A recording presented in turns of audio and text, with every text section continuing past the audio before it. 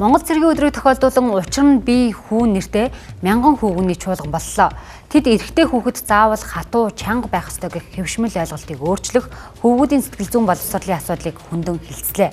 Судалгаагаар өсвөр насны хүүгүүдийн дундах амиа хорлолтын түвшин октоос 3-аас 4 дахин өндөр болсон нь анхаарал татаж байна.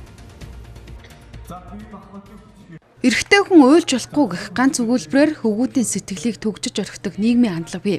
Дээрээс нь хүндийг даа гэх нэрийн дор тэдэнд наснаас нь агтсан ачаа өрүүлнэ. Гэвч цаана нь хөвгүүд дотроо юу мэдэрч байгааг асах хүн ховроо. Ингээд л тэд асуудлаа нээж хэлэлгүй чимээхэн дэсхийг сурсаар дотроо шаналж үлддэг. Нөгөө талд нь хөвгүүдийн гадаад өрх хувцлалд сонирхол нь стандартаас жаахан л зөрвөл шууд шүүлтэнд орно. Эр хүн шиг бай гэх нэрийн дор ялгаатай байдал нь шоглол, гадуурхалд бүр дээрлэхэлтийн шалтгаан болдог.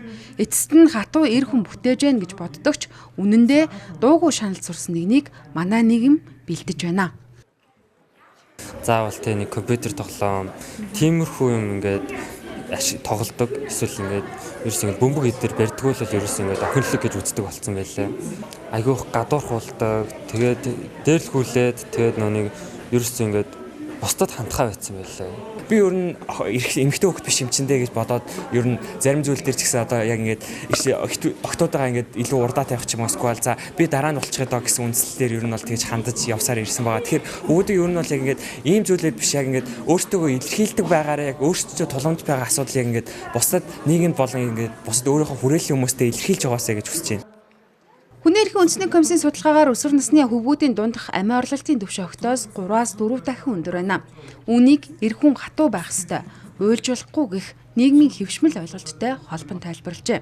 Товчхондоо эцэг эхчүүд хат суулгаж байна гэж боддогч үнэндээ хөвгүүдэд дуугүй шаналж ганцаараа дэсхийг шаардах бичигдээгүй дүрмэд тасгаж байгаа нь ийм үр дүнд хүргэж байна.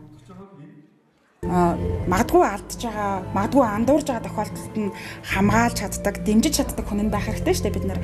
Тэгээд тэр хүүхдийн яг одоо нас биенийг нь хөгжил тохирсон байдлаар ингээд ижилхэн доошоо бууж, ижилхэн ингэж дуугаа аяасгаж сонсох нээгтэр боломж руу илүү хандаасаа гэж бодож байна.